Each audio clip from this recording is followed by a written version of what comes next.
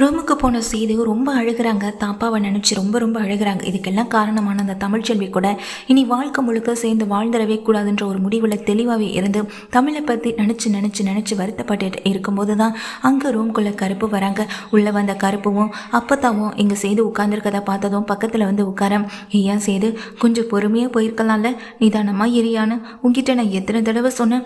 அன்னைக்கு எல்லாருக்கும் கனவு வந்த மாதிரி இன்னைக்கு பழிச்சிருச்சில்லன்னு சொல்லும்போதும், அப்பத்தா என்ன பேசிக்கிட்டு இருக்க, இன்னைக்கு என் அப்பா நம்ம கூட இல்லை, அவர் கொலை பண்ணிட்டாருன்னு சொல்லி ஜெயில வச்சு அவர் அடிச்சிருக்காங்க. சிங்கம் மாதிரி இருந்தவர் இன்னைக்கு போலீஸ் ஸ்டேஷனில் தலை குனிஞ்சு கூனி குறுகி உட்கார்ந்துருக்கதை பார்க்கும்போது எப்படி அப்பத்தான் என்னால் சும்மா இருக்க முடியும், நான் கோவப்பட்டது சரிதான் அப்படின்னு சொல்லும் போதே அப்பத்தான் சொல்கிறாங்க, தமிழ்ச்செல்வி தான் இதை பண்ணலைன்னு சொல்கிறாளையா அப்படின்னு சொல்ல, தமிழ் பண்ணலையா, தமிழ்ச்செல்வி தான் இது எல்லாத்துக்குமே காரணம், அவளுடைய ஃபோன்லேருந்து தானே செல்லப்பாண்டிக்கு ஃபோன் பண்ணியிருக்கா, அப்படி இருக்கப்போ வேற என்ன பண்ணியிருக்க முடியும்னு சொல்லிட்டு பேசிக்கிட்டு இருக்காங்க. அப்போ தான் இங்கே கருப்புவும் தமிழ்ச்செல்வியோட எல்லா பொருளையும் நான் அனுப்பி வச்சுட்டேன் சேதுன்னு சொல்லும்போது, எப்போ நடந்தது இதெல்லாம்னு சொல்லிட்டு அப்போ பதட்டப்படுறாங்க. இப்போ தான் கொஞ்ச நேரத்துக்கு முன்னாடி தான் அம்மாச்சி, அப்போ தான் சேது இது எதுவுமே இருக்கக்கூடாது, எந்த நினைப்பும் எனக்கு இருக்கவே கூடாது, அவளை மொத்தமாக அடியோட அவள் தலைமுழுகிறது என்ன, நானே அவளை தலைமுழுகிட்டேன்னு சொல்லி எல்லாத்தையும் அனுப்பி வைக்க சொல்லிச்சு, அதை நான் எல்லாத்தையும் அனுப்பி வச்சுட்டேன்னு கருப்பு சொல்ல இதை நினச்சி பார்த்தா ரொம்ப அழுகிறாங்க. இந்த குடும்பத்தில் மட்டும் சந்தோஷம் நிம்மதி எதுவுமே இல்லாமல் போயிடுச்சுன்னு சொல்லிட்டு ரொம்ப அழுக. இங்கே கீழே நின்றுட்டுருக்க ஈஸ்வரி சித்ரா பிறகு அந்த ஐஸ்வர்யான 3 பேரும் அந்த பொருளெல்லாம் ஏற்றிட்டு போனதை நினச்சி சந்தோஷப்பட்டு இருக்காங்க. கை தட்டி கூடி கும்மால் அடிச்சிட்ருக்கேன். சரி நாம் இன்னைக்கு கோவிலுக்கு போயிட்டு வரலான்னு சொல்லி 3 பேருமே அந்த வீட்டிலேருந்து கிளம்பி கோவிலுக்கும் போய்ட்றாங்க. சேது மனசு உடைஞ்சு உட்காந்து அழுதுகிட்டே இருக்கும்போது அந்த சமயத்தில் தான் இங்கே சேது வந்துட்டு ரொம்ப பதட்டத்திலையும் பயத்திலையும் இங்கே சேது ரொம்ப கவலையிலையும் உட்காந்துட்டு இருக்காரு. முக்கியமான காரணம் தப்பாவுக்கு எதுவுமே ஆகிடக்கூடாதுன்னு சொல்லி யோசனை பண்ணிட்டு இருக்கும்போது அப்பத்தாவும் அது கார்டில் சொல்லிட்டு இருக்காங்க. தமிழை நினச்சி ஒரு பக்கம் வருத்தப்பட்டு இருக்கும்போது தான் ஃபோன் ரிங் ஆகுது. தமிழ் ஏதோ ஃபோன் அடிக்குது பாரு அப்படின்னு சொல்லிட்டு அப்பத்தா சொல்ல, நானும் இரமாச்சு தேடிட்டு இருக்கேன்னு கருப்பும் சொல்கிறாங்க.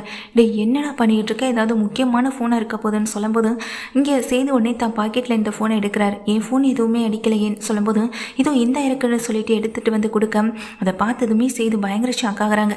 இது அந்த தமிழ்ச்செல்வியோடைய ஃபோனாச்சே, என்னம்மாம்மா எல்லாத்தையும் எடுத்து கொடுப்ப சொன்னல அப்படின்னு சொல்ல, இல்லைப்பா சேது இதை நான் இங்கே இருந்ததே பார்க்கல, இது உன் ஃபோனாக இருக்குமோன்னு நினச்சிட்டு நான் இதை வச்சுட்டேன்ப்பா அப்படின்னு சொல்ல, சரி விடுப்பா நான் அதை கொடுத்து விட்டுறேன்னு சொல்கிறாங்க. உடனே அம்மாச்சும் எது முக்கியமான ஃபோனாக இருக்குன்னு சொல்லும்போது, அவளுக்கு யார் முக்கியமான ஃபோன், என்ன ஃபோன் வந்துட போகுதுன்னு சொல்லிட்டு இங்கே சேதுவும் சொல்கிறாங்க. கொடுங்க முதல்ல அந்த ஃபோனுன்னு சொல்லிட்டு வாங்குறேங்க சேது, கீழே போட்டு உடைக்கலான்னு போகும்போது திரும்ப ஃபோன் ரிங் ஆகுது. ஏயா சேது யார் என்னன்னாவது அட்டன் பண்ணி கேளையா அப்படின்னு சொல்ல, உடனே எங்கள் சேதுவும் அவளுக்கு யார் இந்த டயத்தில் ஃபோன் பண்ணியிருக்க போகிறான்னு நினச்சிட்டு இருக்க சேது காலை அட்டன் பண்ணுறாங்க. காலை அட்டன் பண்ணிவிட்டு எதுவுமே பேசலாம் அமைதியாகவே இருக்க, ஹலோ நான் தான் சேது பேசுகிறேன், நீ இப்போ கோவத்தில் இருப்பேன்னு தெரியும், நீ என்னடி என்னை தலைமொழிகிட்டு போகிறது, உன்னை நான் மொத்தமாகவே தலைமொழிகிட்டேன், இதுக்கப்புறமா என் வாழ்க்கையில் நீ என்றைக்குமே குறுக்க வந்துடக்கூடாது, கேஸை நீ வாபஸ் வாங்கினல, இனி அந்த கேஸை தொடர்ந்து நடத்தி உனக்கும் எனக்கும் டிவோர்ஸ் வாங்க போகிறேன் அப்படின்ற மாதிரி சேது குரலில் ஒருத்தவங்க பேசுகிறத கேட்டதுமே சேதுவுக்கு பயங்கர ஷாக் ஆகுது. உடனே அப்பத்தா கிட்டையும் கருப்பு கிட்டையும் பேசாமல் கொஞ்சம் அமைதியாக இருங்கன்னு வாயில் கை வச்ச மாதிரி சொல்லிட்டு தன்னுடைய ஃபோனை எடுத்து ஸ்பீக்கரில் போடுறாங்க. அந்த ஐஸ்வர்யா என்ன பண்ணுறாங்க, சேதுவுடைய குரலில் பேசுகிறாங்க. இங்கே பாரு, இனிமேல் உனக்கும் இந்த குடும்பத்துக்கும் எந்த ஒட்டும் உறவும் இல்லைன்னு சொல்லிட்டு போனவளாகவே இருக்கணும். அப்புறம் குழந்தைய காரணம் காட்டி வீட்டுக்குள்ளே வர்றது, குழந்தையோட காரணம் காட்டி என் கூட வாழலாம் நினைக்கிறது, இதெல்லாம் என்றைக்குமே இருக்கக்கூடாது. இதுதான் கடைசி. உனக்கும் குழந்தைக்கும் இனி நான் எந்த பொறுப்பும் ஏற்றுக்க மாட்டேன். அதுவும் இல்லாமல் சொத்தில் பங்கு கேட்குறதும் அப்படி இப்படின்னு என் வீட்டு வாசலில் என்றைக்குமே வந்து நின்றுடாத. என் அப்பா இவ்வளோ கஷ்டத்தை அனுபவிச்சுட்டு இருக்காருன்னா அதுக்கு முக்கிய காரணமே நீ தானடி. உன்னை சும்மா விட மாட்டேன், சும்மாவே விட மாட்டேன். எனக்கு தேவை உங்ககிட்டேருந்து கிடைக்க வேண்டிய டிவோர்ஸ், அதை கொடுத்துட்டு நீ எங்கேனாலும் போ, எப்படி வேணாலும் போ அப்படின்னு ஐஸ்வர்யா வந்து சேது குரலில் பேசிட்டு இங்கே ஃபோனையும் கட் பண்ணிடுறாங்க.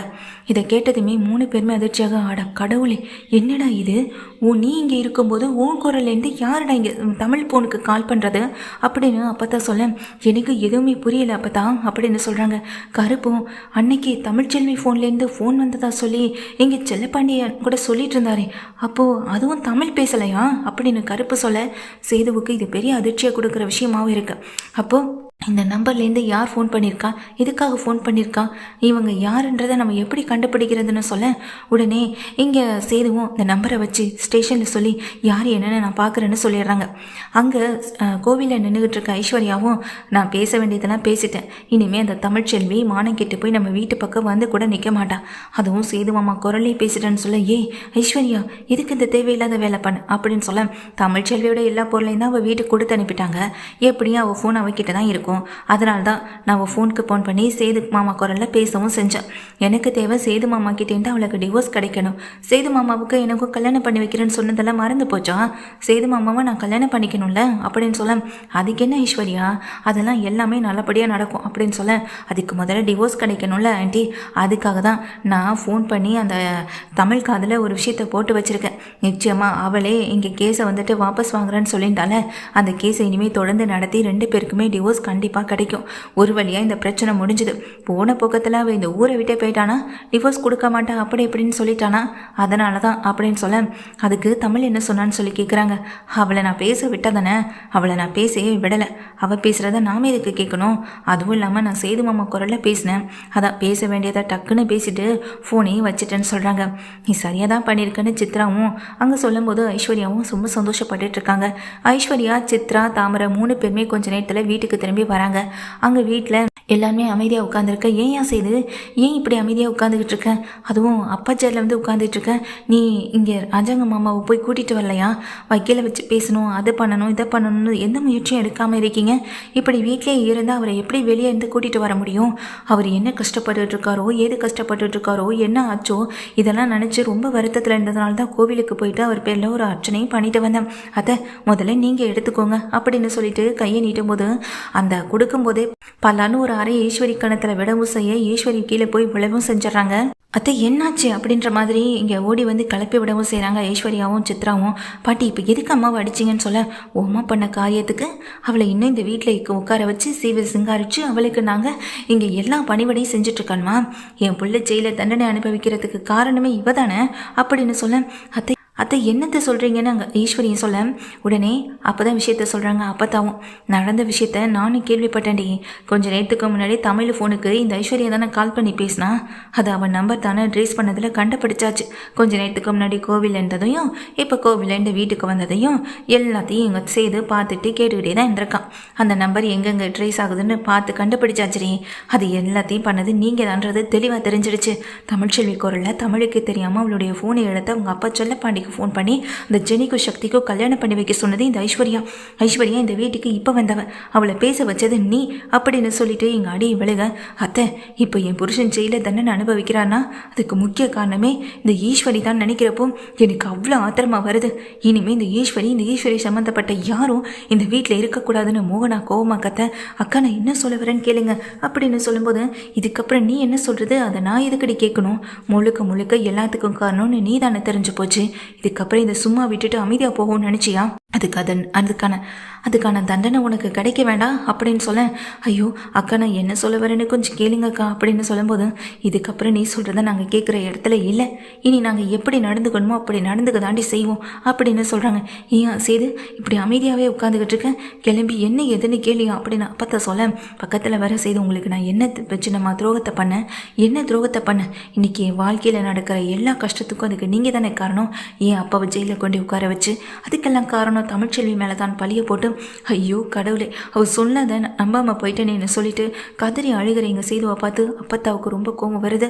அங்கே நின்றுக்கிட்டு இருக்க ஈஸ்வரி மேலே, ஐயா இதுக்கப்புறம் நான் சும்மா விட மாட்டேன், இனிமேல் இந்த வீட்டுக்கும் உனக்கும் உங்கள் யாருக்கும் எந்த சம்மந்தமும் இல்லடி, இந்த வீட்டில் இருக்க எந்த சொத்தும் உங்களுக்கு உரிமையானது கிடையாதுரி, இந்த வீட்டில் இருக்க எந்த சொத்தையும் உங்கள் பேர்லையோ உங்கள் பசங்க பேரில் நான் எழுதி வைக்க போகிறதில்ல, இப்போ வரைக்கும் சன்னாசி பேர்லையும் இங்கே ராஜாங்கத்து பேர்லையும் தனித்தனியாக எழுதி வைப்பனே தவிர உனக்குன்னு அந்த சொத்து என்றைக்குமே வந்து சேர நான் விடவே மாட்டேனே, இந்த சொத்துக்காகவும் பேருக்காகவும் தானே அடிச்சுக்கிட்டேன், இந்த சொத்தோ பேரோ பணமோ உங்கள் எதுவுமே உங்களுக்கு கிடைக்க போகிறது இல்லைன்னு சொல்ல, இதுதான் சரியான நேரம் நினச்சாங்க சாவித்திரியும் தாமரையும் இவங்களை சும்மா விடக்கூடாது. அப்போ தான் சொத்து கொடுக்காம போனால் மட்டும் என்ன பண்ணிடுவாங்க, இவங்க சந்தோஷமாக வெளியில் சுற்றி தெரிஞ்சுட்டு தானே இருப்பாங்க, ஆனால் இவங்களுக்கான தண்டனை ஸ்டேஷன் தான் அப்போ தான் முதல்ல அந்த ஸ்டேஷனில் இவங்களை பிடிச்சி கொடுக்கணும் அப்படின்னு சொல்லிட்டு தாமரையும் அங்கே நின்றுக்கிட்டு இருக்க அவங்க அம்மா சாவுத்திரியும் சொல்ல, ஐயா சேது போலீஸ்க்கு ஃபோன் போடு அப்படின்னு சொல்ல 3 பேருமே காலில் வந்து விழுகிறாங்க.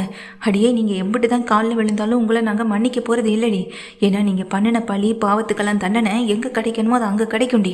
இவளுங்களை சும்மாவே விடக்கூடாது, பிடிச்சி உள்ள ரூமில் போட்டு அடிங்க, போலீஸ் வந்து கூட்டிகிட்டு போகட்டும்னு சொல்லும்போதும் நடேசன் 3 பேரையும் இழுத்துட்டு போய் ரூமில் போட நம்ம வசமாக சிக்கிக்கிட்டோன்னு நினச்சிட்டு இருக்காங்க. 3 பேருமே அழுகுறாங்க, கதறி துடிக்கிறாங்க. ஆனால் அது எதுவுமே இந்த வீட்டில் இருக்க மற்றவங்க காதில் விழுகவும் இல்லை. போலீஸ் கொஞ்ச நேரத்தில் வந்து அவங்கள கைது பண்ணிட்டு போகிற அதே வேளையில் இங்கே செய்த தமிழை நினச்சோம் தப்பாவை நினச்சோம் அழுகிறாங்க.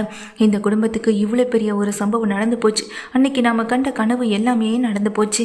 இனிமே தமிழ் இந்த வீட்டுக்கு வர போகிறதில்ல. நம்ம என்ன பரிகாரம் பண்ணாலும் எது நடக்குமோ அதுதானே நடக்கும். கடவுள் விட்ட விதி, அது போல தான் நம்ம வாழ்க்கையும் போயிட்டுருக்குன்னு சொல்லிட்டு அப்பத்தான் ரொம்ப அழுகிறாங்க. அப்பத்தான் அழுக இங்கே நினைட்டுக்க சேதுவும் தமிழை நினச்சி ரொம்ப வருத்தப்படுறாங்க. தமிழை தேடி போய் மன்னிப்பு கேட்டாலும் அவன் நம்ம மன்னிப்பை ஏற்க மாட்டான். இந்த சாமி முன்னாடி சத்தியம் பண்ணிட்டு போயிட்டான். இனிமே அவன் திரும்ப வரப்போகிறதில்லன்னு தமிழ் செல்வியை நினச்சி இங்கே சேதுவுக்கு எல்லாமே புரியவும் செய்து விளங்கவும் செய்து